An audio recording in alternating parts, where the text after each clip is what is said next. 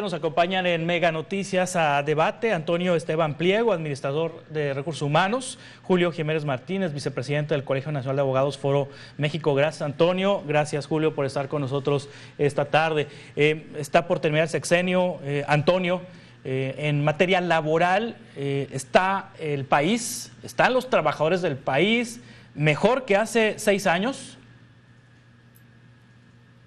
Yo digo que no. Yo digo que desafortunadamente la gente sigue buscando mejores esquemas salariales. No nada más hablamos del salario mínimo, sino también hablamos de todo el paquete de prestaciones que la gente hoy está buscando.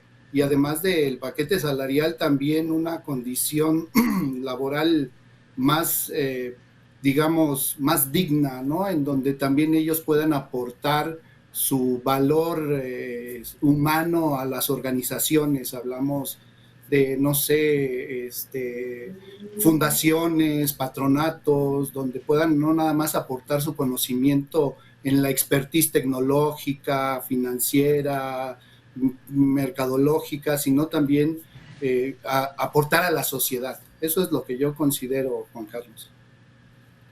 Sí, Julio, ¿usted qué opina? ¿Está mejor el país en materia laboral? ¿Está igual o está peor? Juan Carlos, buenas tardes a tu importante auditorio. Saludo con mucho respeto al licenciado que me antecede. Debo decirte con profunda preocupación y con gran alarma, el país está peor que nunca, está en el peor momento. El sector empresarial vive la peor época de productividad.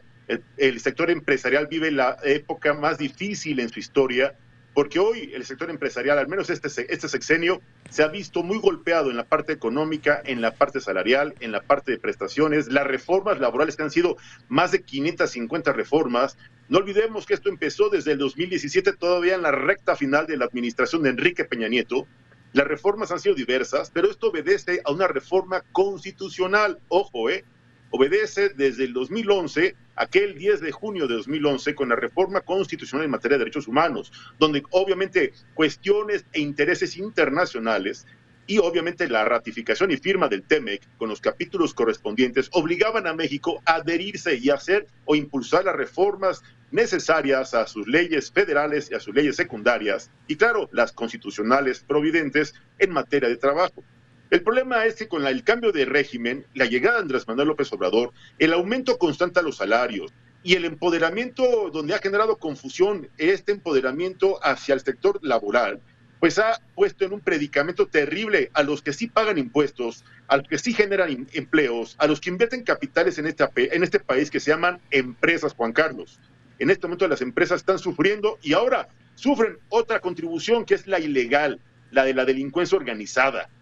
Hoy la extorsión, el derecho de piso, aquellos empresarios pequeños y medianos, hasta los micros, están sufriendo ese tipo de embates. Y eso, si a eso le sumas la incapacidad, la negligencia, la corrupción de las autoridades, la persecución y la constante amenaza de clausura, de sanciones por parte de las visitas de la Secretaría del Trabajo, u obviamente las administrativas que ponen desde el Seguro Social hasta las de las propias alcaldías. Entonces, hoy los patrones, reitero, micros, pequeños, medianos empresarios están sufriendo.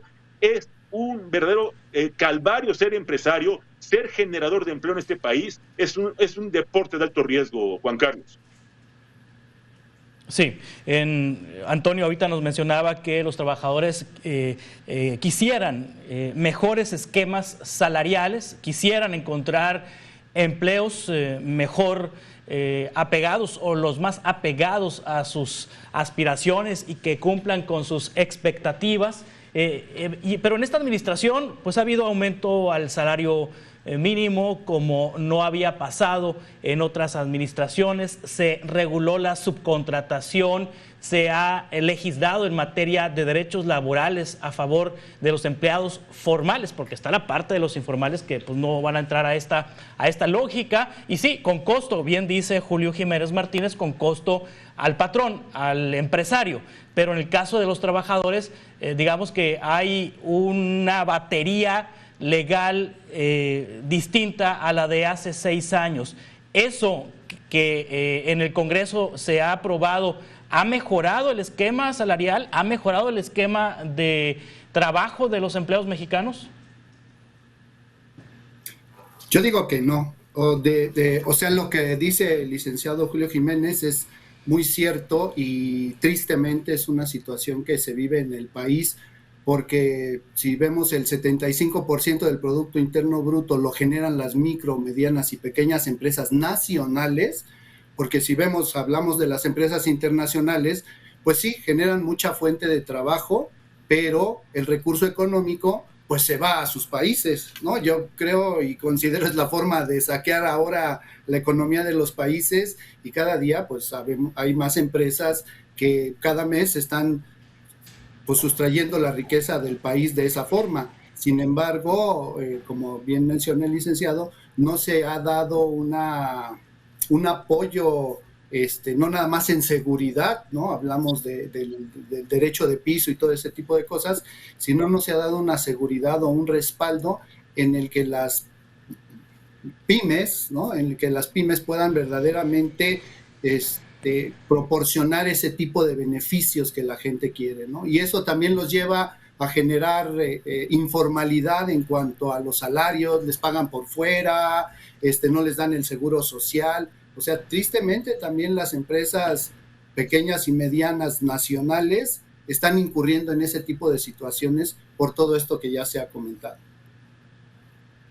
Sí, en el caso de las prestaciones laborales que han crecido con costo a los empresarios, entre ellos pues los pequeños, los microempresarios, Julio, ¿cómo debió el gobierno acuerpar o respaldar a estos empresarios? Porque si bien pues es importante que haya un aumento del salario mínimo, como se ha dado en los porcentajes que se ha dado, el asunto que no se ha aprobado todavía, la reducción de la jornada laboral, el aumento de los días de vacaciones, en fin, todas estas situaciones que han mejorado la vida laboral de las personas, pero sin respaldo a quienes deben pagar esas prestaciones, que son los empresarios. ¿Cómo debió el gobierno acuerpar a los empresarios? Juan Carlos, debo decirte que este gobierno no entendió la relación fundamental de la economía nacional con el sector empresarial. Este gobierno llegó con profundos rencores, con traumas, con conflictos personales o con venganzas incluso personales que las tradujo a acciones institucionales afectando al sector empresarial. Lejos de generar un programa fiscal, una gran reforma tributaria donde se aumentara la base de contribuyentes, donde aumentara la recaudación, aumentando efectivamente mayor número de contribuyentes y no los mismos poquitos que seguimos siendo cautivos, quererle sacar más sangre, quererle sacar más agua, quererle sacar más recursos debajo de las piedras. Y la verdad es que el sector empresarial pues no recibe ni estímulos, ni apoyos, ni subsidios, ni ninguna clase de programa por parte del gobierno. Lejos de apoyarlo, lejos de fomentar la creación de nuevas empresas formales, lejos de impulsar el emprendedurismo, lejos de desarrollar nuevas tecnologías y apoyar con ello nuevas empresas, o estimular en su momento la llegada de nuevos empresarios extranjeros con nuevas tecnologías que pudieran facilitar el desarrollo, la creación y el fomento de empleos, y con ello fortalecer la parte empresarial y, claro, desarrollar la creación de empleos productivos bien pagados. Y obviamente entender la relación entre los mercados internacionales, la capacidad de compra, el poder adquisitivo, y no pasársela creyendo que con aumentarles el salario les mejoraba la vida. Pues no, fue un gran engaño. A los trabajadores, a los obreros, los empoderó con importantes y rimbombantes reformas diciéndoles: te pago más, el patrón tiene que aumentarte el salario, el patrón tiene que pagarte más, y ahora con las reformas a las prestaciones tiene que darte vacaciones dignas, y tiene que darte la ley silla, ponerte una silla para que estés cómodamente sentado durante tu jornada de trabajo. Y así se la ha pasado vendiéndole favores a los trabajadores cuando no les ha mejorado las condiciones de vida. No ha estimulado al empresario, no ha apoyado el crecimiento de la economía. La inflación está en más del 30% acumulada. Tenemos terribles cifras de desempleo. La gente, como bien refería el especialista, a quien reconozco su amplia experiencia que me antecede, la verdad es que hay que reconocerlo. Los empleados el día de hoy sufren problemas de desempleo, sufren porque no hay empleo digno, no hay un pago remunerador, y digo remunerador, que realmente pague y que este sueldo sea de acuerdo a la realidad del poder adquisitivo que necesita un mexicano. La canasta básica ya no se cubre con el salario mínimo que hoy le está dando Andrés Manuel López Obrador. Permite compartirte alguna cifra, no me van a dejar mentir, más de 123% aumenta el salario desde 2019 a 2024, y bueno, pasó de 88 pesos salario diario a más de 249 pesos salario diario, pero con eso no le mejoras la condición de vida a nadie. Estás incluso complicándole la operación, estás aumentándole la carga administrativa, económica, financiera, y ahora hasta en materia de seguridad social a los patrones, pero eso no lo entienden los trabajadores. Los trabajadores están prácticamente empoderados y con el afán de supervisar, denunciar a las empresas y que sí, la autoridad los sancione, sí, que la autoridad los multe, sí, porque ahora lo voy a acusar con la Secretaría del Trabajo para que los sancione. Han hecho una confusión y ahora resulta que los trabajadores son el peor enemigo de los patrones, de los que les dan trabajo, de los empresarios. Y esto es terrible en la relación laboral que hoy se vive en nuestro país, porque además hay muchos empleados que ya no quieren trabajar, Juan Carlos, no me van a dejar mentir, amable auditorio. Muchos hoy quieren trabajar menos y ganar más. Y por eso está cocinándose. Y la ha detenido Carlos Slim la reforma a la reducción de la jornada de trabajo, porque obviamente los obreros o los trabajadores quieren que se les pague más y quieren trabajar menos horas a la semana. Eso va a impactar directamente en la productividad, va a afectar la competitividad y va a dañar seriamente a los empresarios que en este país, reitero, realizan una actividad verdaderamente valiente. Y esto es algo que vale la pena analizar y denunciar, Juan Carlos.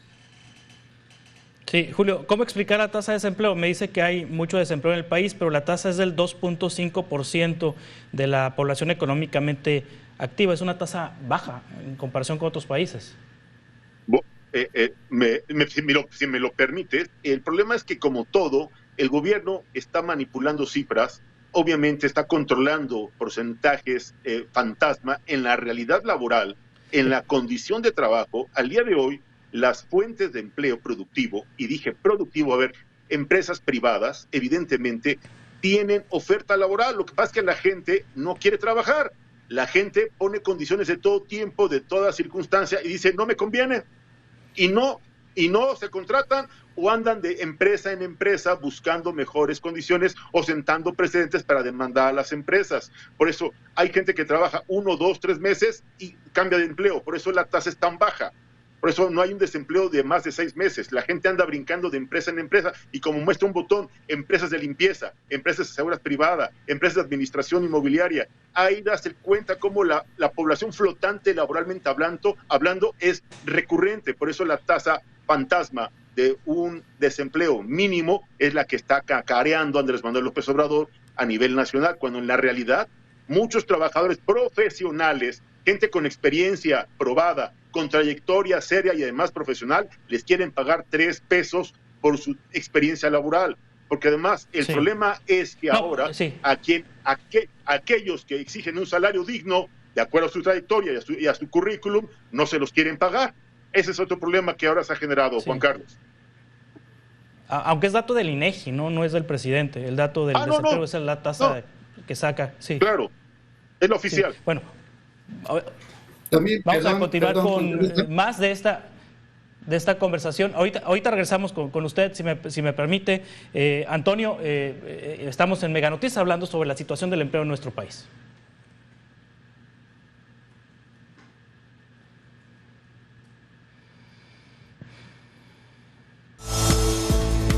A debate con Juan Carlos Zúñiga.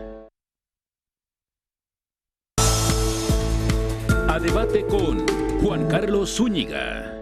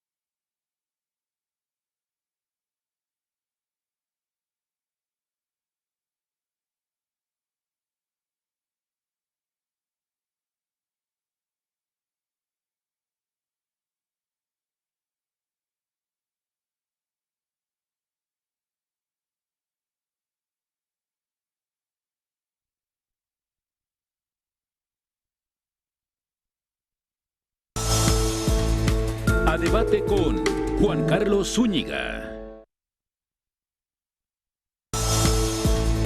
A debate con Juan Carlos Zúñiga. Continuamos en Mega Noticias a Debate. El gobierno saliente promovió el aumento al salario mínimo, lo que a decir de la autoridad ha permitido reducir la pobreza laboral y que las familias puedan comprar sin problemas la canasta básica.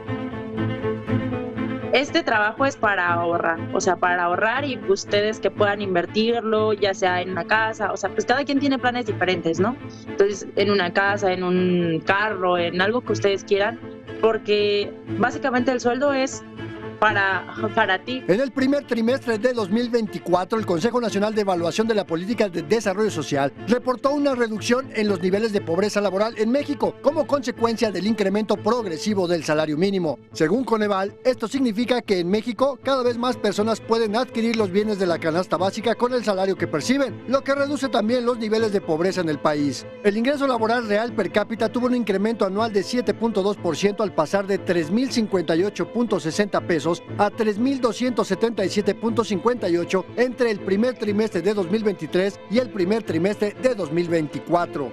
Ha habido una activación del mercado interno. También ha sido evidente que ha sido uno de los factores que ha contribuido a la reducción de la pobreza, según los datos que ha mostrado Coneval. En lo que va del actual gobierno, el salario mínimo pasó de 85.77 pesos diarios a 193.01, un incremento de 125%. En 2018, una persona trabajadora ganaba en promedio 2,650 pesos mensuales y para este año las percepciones mínimas ascendieron a 7,468 pesos mensuales en promedio. El aumento en términos de poder de compra anda por ahí del 100%, casi se ha incrementado casi al doble en términos reales. Y aún así está muy por debajo de lo que teníamos a principios de los 80s. Además de generar una mayor capacidad de compra, este incremento salarial también ha beneficiado otros sectores de la economía, como el acceso al crédito. Mancomunar ingresos es algo que puede ayudar a que tengan el alcance para la propiedad que están buscando. Y obviamente el salario, el poder tener este incremento en tu cotización, pues ayuda a que puedas tener un alcance mayor a un crédito. Mega Noticias, Andrés Solís. Continuamos en Mega Noticias, con nosotros Julio Jiménez Martínez y Antonio Esteban Pliego. Me quedé con usted, Antonio, quería comentar algo sobre la última intervención que tuvo Julio. Sí, muchas gracias.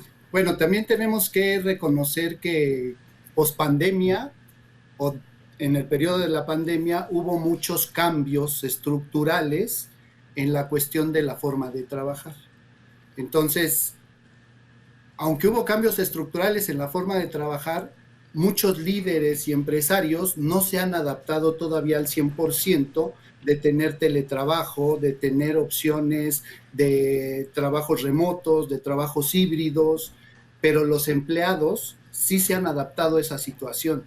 Y ellos han visto en ciudades tan grandes como Guadalajara, Monterrey, México, que son conflictivas en la cuestión del tráfico, que es mucho más económico quedarme en mi casa trabajando, produciendo, digamos a lo mejor en el área administrativa, en el área del e-business, el e-commerce, y que no nada más es para empresas nacionales. Hoy la gente está buscando oportunidades en empresas globales, en empresas que pueden estar en Canadá, que pueden estar en Alemania, que pueden estar en Inglaterra, porque yo ya no necesito estar en una ubicación física para ser productivo y para dar resultados. Entonces, si nos vamos a las pequeñas y medianas empresas nacionales, a ellas les está costando mucho trabajo romper esos paradigmas de tener a la persona dentro de una oficina, dentro de sus establecimientos. ¿Por qué? Porque esto tiene un costo administrativo y en lugar de reducir ese costo administrativo en la organización y dejar que el empleado trabaje mejor desde su casa, forzosamente lo quieren tener ahí. Y por eso le han exigido al gobierno que haga el sistema híbrido en donde el 60% pasen en una oficina y el 30% pasen en su casa. ¿Por qué? Pues porque el liderazgo en México no se ha sabido adaptar no todo, pero sí gran parte no se ha sabido adaptar a esta nueva forma de trabajo, o sea, se ha adelantado a su época, ¿no? Y tienen que ellos que buscar la manera de empezar a invertir dinero en tecnología desde el hogar, en tecnología telefónica, en ese tipo de cosas que de repente les cuesta trabajo, ¿no? Entonces yo creo que también ahí es donde el sector empresarial tiene que hacer cambios significativos, Juan Carlos. Sí, estamos conversando, Julio, del sector formal de la economía, es decir, de los empleos que tienen prestaciones, que tienen jornada laboral, que tienen seguridad social, pero hay un enorme porcentaje de personas que están ocupadas efectivamente, por eso la tasa de desempleo viene pues baja, la tasa de ocupación y empleo, así se llama, tasa de ocupación y empleo, viene muy baja en México porque pues un gran porcentaje está ocupado, o sea, está trabajando en la informalidad, pero está ocupado y trabajando en la informalidad, pero no es beneficiario de todas estas prestaciones y de todas estas reformas que en materia laboral se han aprobado en los últimos años. ¿Qué tan sano es que una economía tenga un porcentaje tan alto de informalidad? Juan Carlos, debo decirte que la tasa de informalidad en este país es terrible, afecta directamente a la economía, daña y genera competencia desleal al sector empresarial. La informalidad es un nicho de negocio de mercado negro. La informalidad, la economía informal, la que no paga impuestos, la que no está monitoreada, la que no está regulada, la que no paga prestaciones y que desafortunadamente, al menos en este país, es la más fomentada, es la más, yo diría, objeto de complicidad de muchas autoridades de los 3 niveles de gobierno, porque ahí todos juegan y todos se benefician de esa economía subterránea, en que en México es una realidad terriblemente, donde caen todas las mercancías de contrabando que no pagan impuestos por la internación definitiva, donde llegan todas las mercancías pues de dudosa procedencia, que son objeto de diversos delitos de robo en las autopistas, víctimas del atraco a los transportistas, donde caen toda la piratería, toda la reproducción ilegal, violentando derechos de marca, derechos de autor, propiedad intelectual, todo este tipo de mercado negro, esta economía informal que, reitero, afecta directamente a la economía del país, que no paga, que no forman parte del universo de contribuyentes, son competencias desleal de los que sí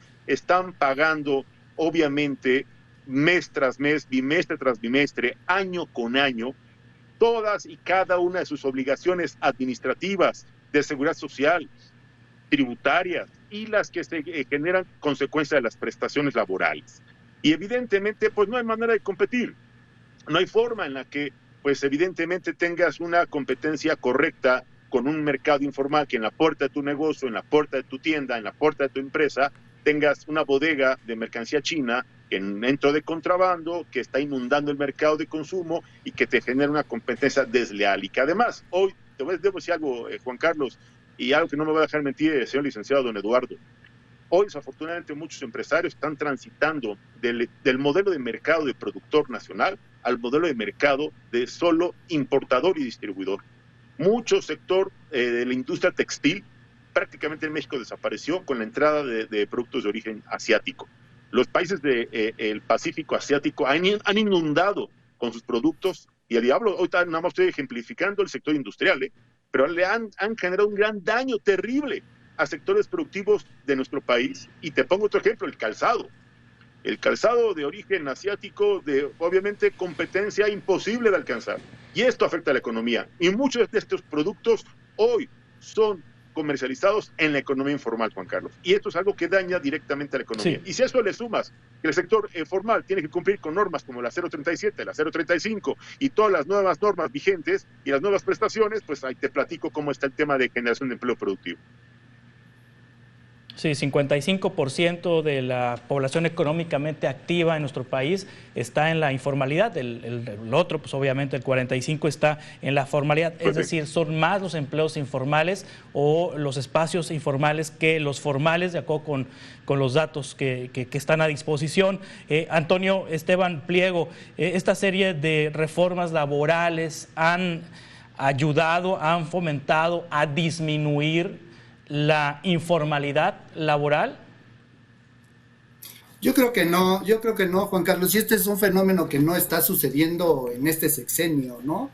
Yo recuerdo desde que yo era niño los famosos falluqueros, no existía a lo mejor el producto chino, pero venía mucho producto de Estados Unidos, en donde cruzaban la frontera en Matamoros, en Bronzeville, en McAllen, o se iban a Belice y traían todos ese tipo de productos informales a México, y la informalidad de la venta de ese tipo de comercio, pues ha existido desde que yo tendría 12 años. A lo mejor hoy se ha incrementado un poco más por la población que busca mejores productos a menor precio, que desafortunadamente crearon un monstruo las grandes corporaciones y los grandes gobiernos como los norteamericanos, los alemanes y algunos otros canadienses, en mandar toda su tecnología a China, en donde no les estaban cobrando absolutamente nada. Pero ¿qué fueron lo que hicieron los chinos? Pues agarrar toda esa tecnología y empezar a generar y a crear productos de mucho mayor calidad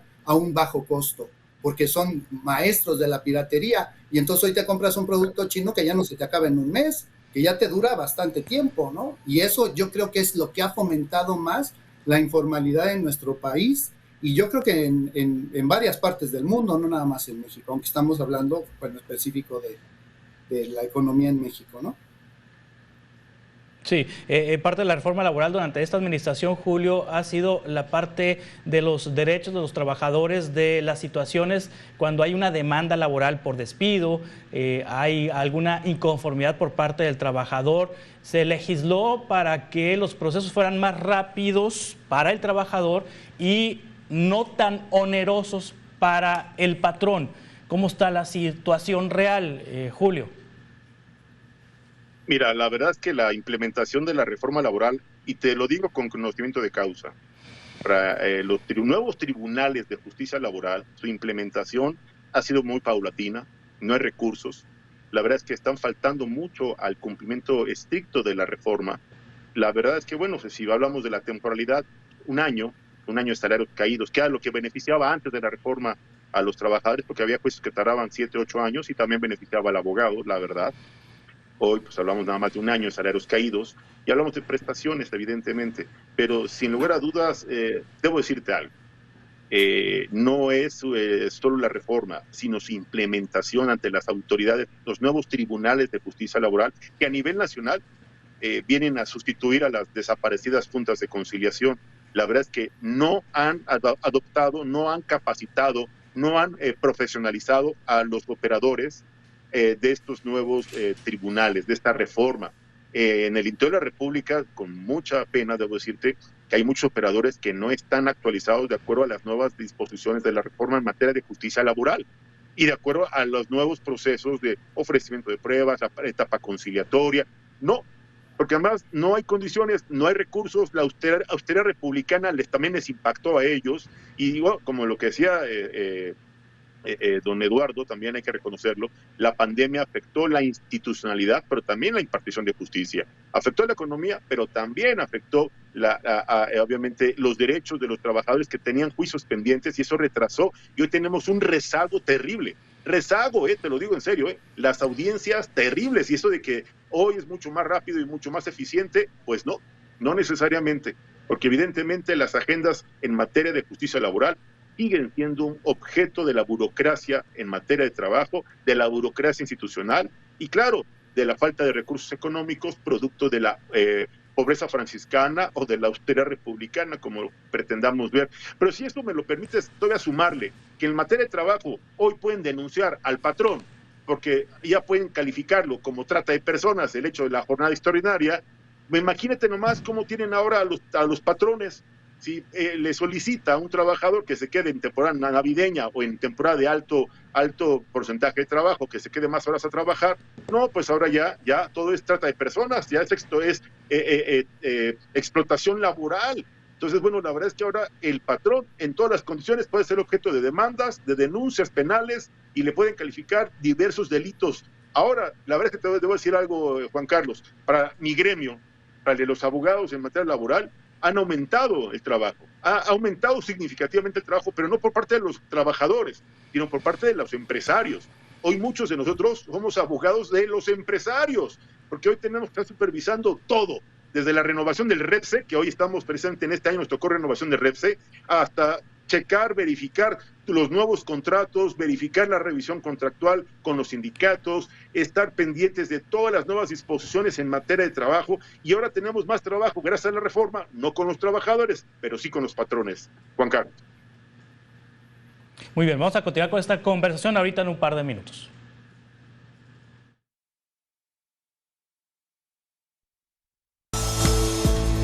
A debate con Juan Carlos Zúñiga. A debate con Juan Carlos Zúñiga.